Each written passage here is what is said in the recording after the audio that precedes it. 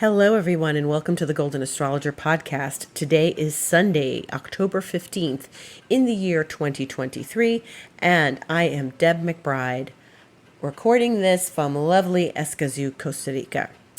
And I hope that you all got a chance to experience the eclipse yesterday. I know it wasn't visible in all areas of the world, but we got to see it yesterday here, and it was really beautiful.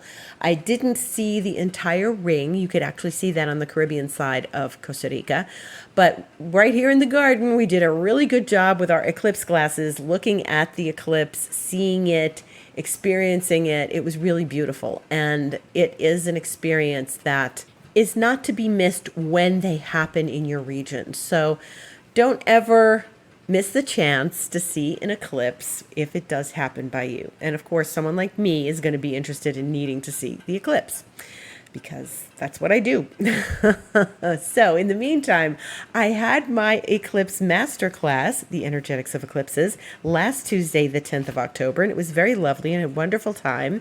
And it's still available for you to purchase for $33.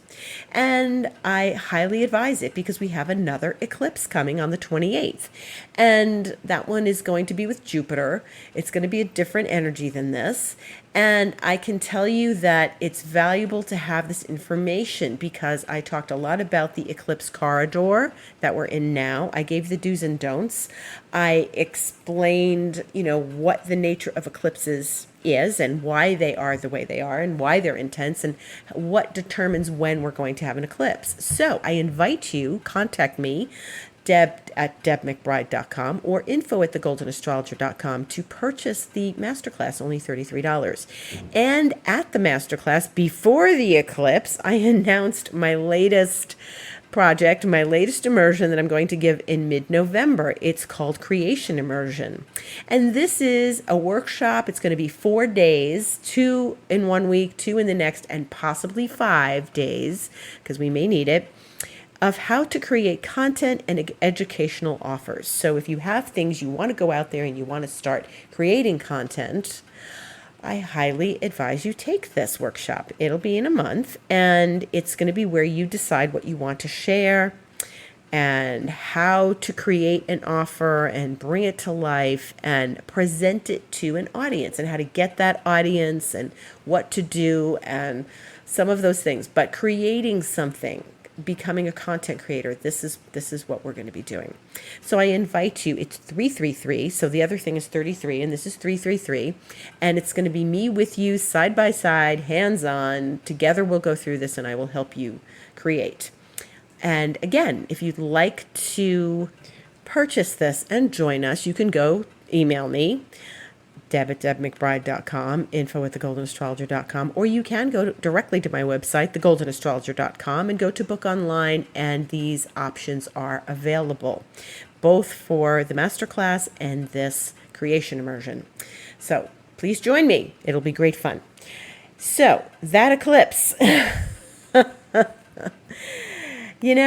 it was for me a series of crazy situations, and the energy was so intense and the energy was so nonstop that it's always this experience of intensity and rapid fire events and rapid fire conversations and stuff happening simultaneously that you don't want to happen simultaneously, or it's like one big thing that knocks you off kilter. And this is the nature of eclipses. We don't ever really know what they're going to exactly be because they have an element of surprise to them. For me, every day, I needed to calm my nervous system every day. And this energy was so intense with the Pluto going direct on Tuesday. And plus all the other stuff I talked about. Go back to last weekend's podcast, you'll hear it. It was too much. Pluto going direct and pulling things out of the underworld and putting them out there for all of us to see. This was too much. I had computer issues. Wednesday, I was working on my computer, and all of a sudden I get this message: no backup since September 27th. And I'm like, this is not good. So why is this? So I checked my airport time capsule, and basically it told me that the internal hard drive where I was backing up everything has died. So I had to back up other ways, Dropbox, iCloud, etc., which as a new backup take forever. They're still backing up from Wednesday. And, and then I was in a session on Thursday, so I was backing up and I was freaked out and that my computer hasn't been backed up. And on Thursday, I was in a session and the computer died at the end of the session, like crashed. Now, obviously it didn't die completely, thank God, but the computer crashed and I was like, oh no, not now. Not with no backup for 2 weeks. So I had to go reboot the computer, and thank God everything was fine. But maybe it was just too much for the poor computer, backing up in 2 places, which still continued to back up. So that was not a welcome event. But things like this that are a little harebrained and make you a little crazy while you're trying to get things done in your day happening simultaneously, not good. I was trying to go into a meeting the other day. The pharmacy that was delivering my thyroid medicine was coming at the moment that I was going into the meeting. He was supposed to come earlier. He didn't get there earlier. He didn't know where I was. He was trying to find it, couldn't find it. I had to put the guard on the phone to tell him and describe it. And then he showed up, and I was late, not very late, a little late for my meeting. So these were the kinds of things. And a really fun thing, and I'm being sarcastic, you know that, was that I had to get up in the morning, go into the garden, and stand on the earth, okay? And that's what I did to ground myself and let all this electricity flying through me go back to Mother Nature. And that was amazing. And I have to keep doing it, right? But, I go out in the garden first thing in the morning. And what do I find? I found that the raccoons came through my garden during the night and left me presents. Okay, and you know what those presents were. So twice in the past week, and then this morning, a big present, a couple of presents actually. Not a good thing. So that caused me to have to take care of that stuff. So this is what I mean about eclipses. They bring surprise events. Everything is erratic. The animals feel them as well. I was surprised my cat didn't go hide in the closet. But the raccoons definitely felt it because they're doing things that they don't normally do. And they're like acting out of character, and I have to find a way to discourage this. That's going to be real fun. But this is the nature of eclipses. Weird, wacky, bizarre stuff going on. And it's really not something that is easy to get through, but we have to navigate it. And I talk all about that in my masterclass. But going outside, standing on the earth, which is a really good ritual to do for anyone, but for me particularly, it was really very pleasant, and it really helped me a lot. And so I had to keep regulating my nervous system. Throughout the day, I would go outside, close my eyes, stand out on the earth, go out and stand in the sun, connect with the sun, connect with nature. Very important. So this is something that is great to do during an eclipse. So in the meantime, we are not finished with eclipse season because we have a new eclipse coming on the 28th, which is a Saturday, not this coming Saturday, not yesterday, which was one eclipse, but the next following Saturday, the 28th. And this is something that we want to just pay attention to. I don't think the energy is going to be the same, but we'll see. We're not there yet, right? And in the meantime, we have a little bit of a quieter week, and thankfully for that, because we do need calibration time after an eclipse and after Pluto going direct. Now, remember what I said about Pluto. Pluto is now headed towards Aquarius. And if you are in Aquarius, you're probably noticing this. If you are remembering events that you experienced that were a little different back at the end of March through the beginning of June, those events may come back to you, and hopefully they were good ones. The end of March, the beginning of June, that whole section of time, Pluto was in Aquarius, and now it's going back to Aquarius, but it won't get there till January, but it doesn't matter. It's like the torch has been lit. Now we're heading towards Aquarius. And this is a big, deep transit. It's a big, deep transit. And Pluto is still squaring the nodes. And that was part of the eclipse as well. So there's something transformative going on. But Pluto is going to finish squaring the nodes as of the end of October. So that's something that is we should be aware of.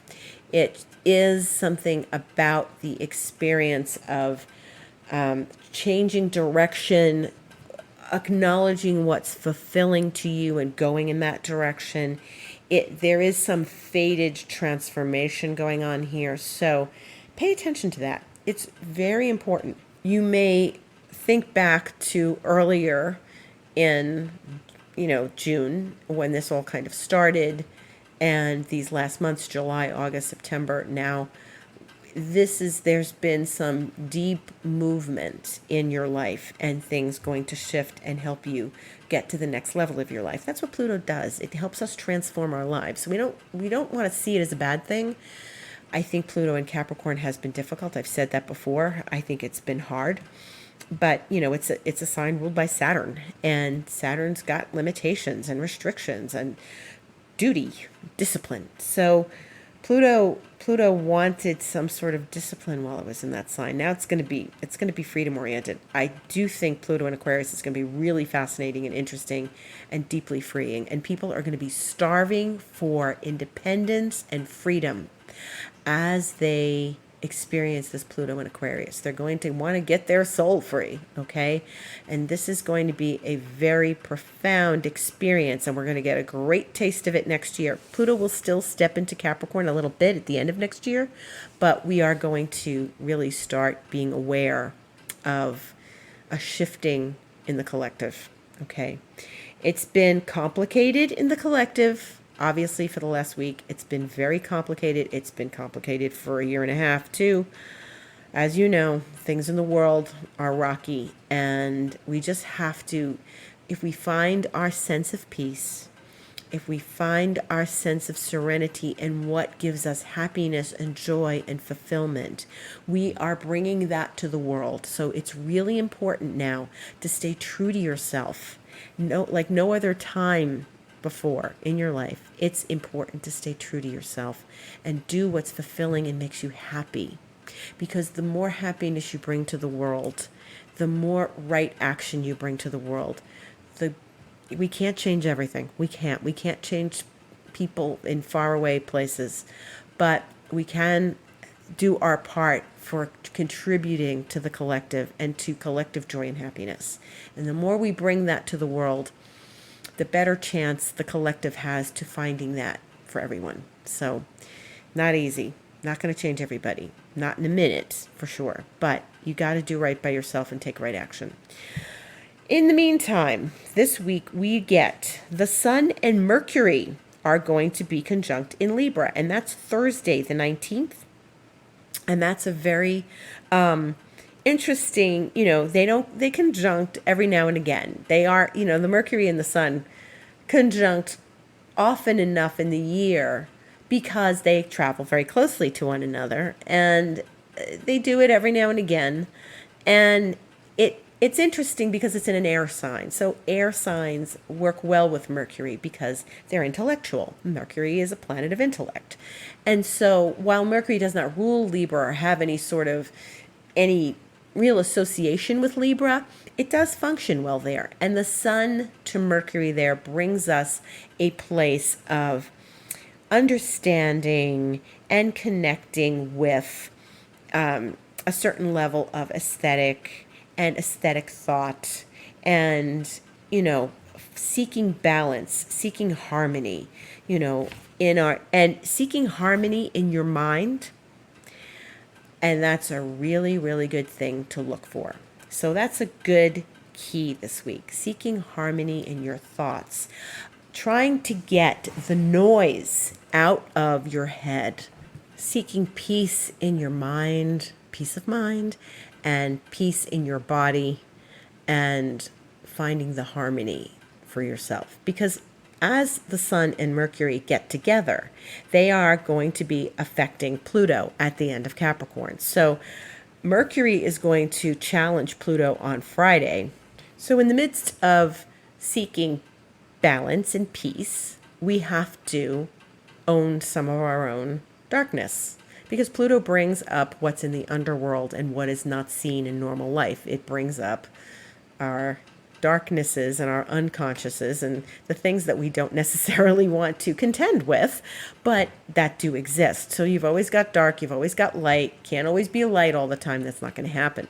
And simultaneously, you can't be dark all the time either. So what you need to be aware of is the balance of good thoughts, illuminative thoughts, which is the Sun and Mercury together, and then this challenge to Pluto with Mercury challenging it on Friday and then the Sun challenging Pluto on Saturday. So a week after the eclipse, the eclipse was definitely bringing some Plutonian energies in because it was going to challenge Pluto a few hours after the eclipse.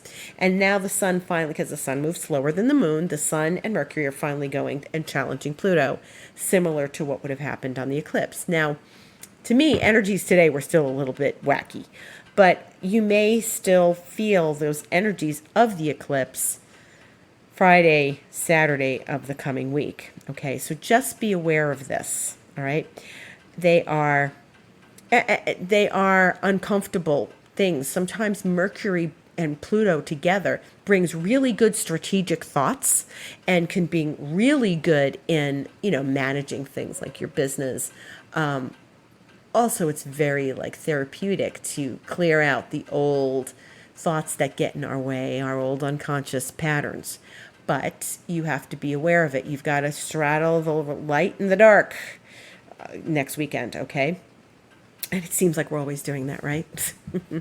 So then what's going to happen is that Mercury is going to enter Scorpio on Saturday, the 21st, and then October 23rd, which is Monday, which we'll talk about next week, the Sun will enter Scorpio. So Libra season will come to an end. This is the last full week of Libra season. Okay? We are moving now out of Libra season, and we're going to move into Scorpio season. So Mercury is going to step into Scorpio first. So that's going to be more water in the sky because Scorpio is a water sign. Mars is already in Scorpio, and Mars likes to be in Scorpio. So Mercury doesn't hate being in Scorpio. It's sort of indifferent, but Mercury takes on a different tone once it goes into Scorpio. It gets more sarcastic. It gets a little bit wisecracking, and it is very sharp-tongued. Okay, so Mercury and Scorpio can be a little bit, ow, why did you say that? Ooh. And it's okay. It's only for a couple of weeks before Mercury goes into Sag, which is fun-loving Sag. Now, Mercury in Scorpio can also be very strategic, great for business acumen, great for sort of really penetrating to the depths of something you're studying. It's great for mysteries. It's great for research. It's great for probing beneath the surface and getting to the bottom of a matter. If you are a psychotherapist, you're going to find that very helpful. This is a good psychotherapy kind of aspect of Mercury going into Scorpio, this planetary placement. It is really good for getting deep into the matters of why something's going on, or getting deep into your own psyche, doing some really deep emotional homework. Scorpio is deep and penetrating. That's what we like about Scorpio. Scorpio gets a bad reputation, and I've said this before on this podcast. Scorpio can get a bad reputation. They get, they're vengeful, they're mean, they're this, they're that. No, they are deep and penetrating, and they are loyal people. I've always found Scorpios to be salt of the earth people for the most part. There's bad Aquarians. I can say that, it's my sign. There's bad Scorpios. There's bad everything. We've got the dark and the light, again, always. And some people choose to express it differently. So maybe you don't know too many Scorpios in your life, but the Scorpios that I have encountered are mostly salt of the earth people. They're sincere, they're deep, they're loyal. If you are not loyal to them, and if you do anything disloyal to them, or you cross them in any way, that's when the Scorpio stings. Okay? So don't give them a bad reputation unless they sting you unnecessarily. But you have to understand the nature of Scorpios. So they're going to be a little sarcastic. They're going to be deep and penetrating, but they're very smart people, and they are really great in business. They're ambitious. If you get somebody with a good amount of Scorpio and Capricorn, boy, they can just take over the world. They're really good at running a business. They just have that knowledge. Scorpio rules the eighth house. The eighth house is other people's money. So they know how to bank and make bank, right? They know how to do all those things. They know how to they're good with the stock market and stuff because they have instincts. Scorpio is very intuitive. So it's good when we get into Scorpio season. It's not a depressing time of year. I know Halloween, it's kind of dark, and we in Costa Rica and any Latin countries, they celebrate the Day of the Dead. The 1st, the 2nd of November. It's really to honor the ancestors. And Scorpio understands that. That's their time of the year. It's a sign of transformation. They understand the deeper qualities of loss and transformation. And sometimes I have found that Scorpios are, people who go through something in their life very deep and profound and life-changing. And sometimes it's just they go through something, and so you don't see other signs going through it the way a Scorpio does, and they have to own it. And they have resilience of things that you just don't even understand. There's a depth and there's a resilience to them that you have to give them an enormous amount of credit for, because they are deeply, deeply, profoundly transformational, resurrection. They can resurrect after something deeply transformative. They just come back to life. So, wow. If anybody can teach you about transformation and resurrection and renaissance, it's a Scorpio. Remember that. So that's a profound thing that they bring to the world. So we will have the sun going into Scorpio Monday the 23rd, and we're going to have Mercury going into Scorpio Saturday the 21st. And you'll notice the shift in energies from Libra to Scorpio, and how this is something that we embrace every year. In the northern hemispheres, you have autumn, and that's when everything kind of dies off and gets ready for winter. And so just be aware of the die off of something. It is a time when we let something go. It is a time of releasing. So we're entering the time of releasing. Now that South Node eclipse the other day, because that was the South Node in Libra that we've been experiencing, that had something to do with releasing also.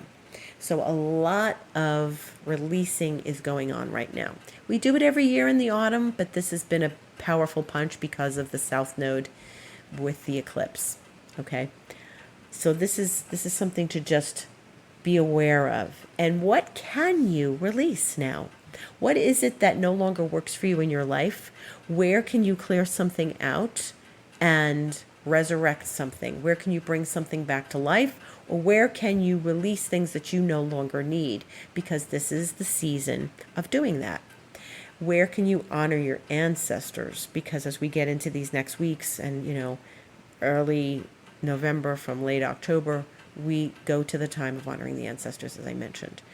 So honoring the ancestors is always a powerful, powerful thing. Thanking them, having gratitude for them, that they help to give you life. So this is a deep moment when we thank our ancestors and have gratitude for them and acknowledge what we have, the good things we have from them. And then, some of the things clearing ancestral patterns is always a good thing to do, especially this time of year, okay? So when you are aware, oh, I've carried this for these generations of whatever it means, poverty consciousness. It could be, warrior consciousness. Maybe you don't want to be fighting a war all the time. Maybe your ancestors were always fighting a war. Maybe it's that. Maybe it's some sort of consciousness that you don't really need in your life, but for them, it was a protective measure. So it's time to look at this as we go into the latter part of the year and then we go into Scorpio season. Look at what you are carrying that no longer suits your life, that may have been suitable for your grandparents, your great-grandparents, your parents.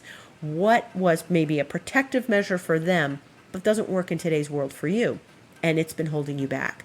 This is one of the great gifts of Scorpio, is to be able to look at these things and say, I want to transform this, I want to release it, I want to transform it into something, beneficial for myself, and I want to let go of all the things I don't need for my life. And I honor my ancestors for using these abilities and skills and patterns that may have been useful for them.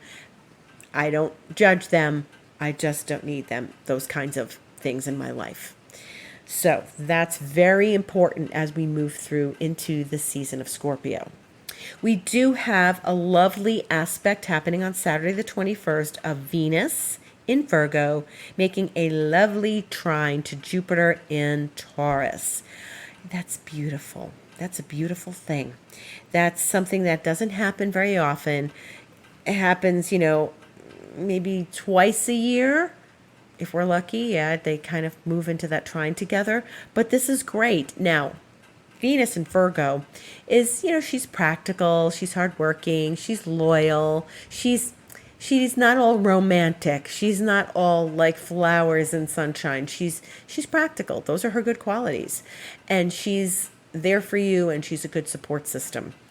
If you want the job done right, you hire a Virgo, okay? So Venus, while it's not her favorite sign, getting the blessings of Jupiter is a really good thing, and I have a good feeling about that aspect. And so it will be something special to look forward to next Saturday, the 21st, as, Venus and Jupiter make this lovely relationship to one another. Jupiter being the planet of abundance and the planet of expansion. This is a great time to do a little bit of expansive work, right? A little bit things, where do you want to expand in your life? Just be aware that Venus and Jupiter together can make you feel like you've got all sorts of abundance, which is good, but don't take it to the point of overspending, okay? Because Venus and Jupiter can do that. Oh, I can spend this money that I don't have yet. I'm getting it next week.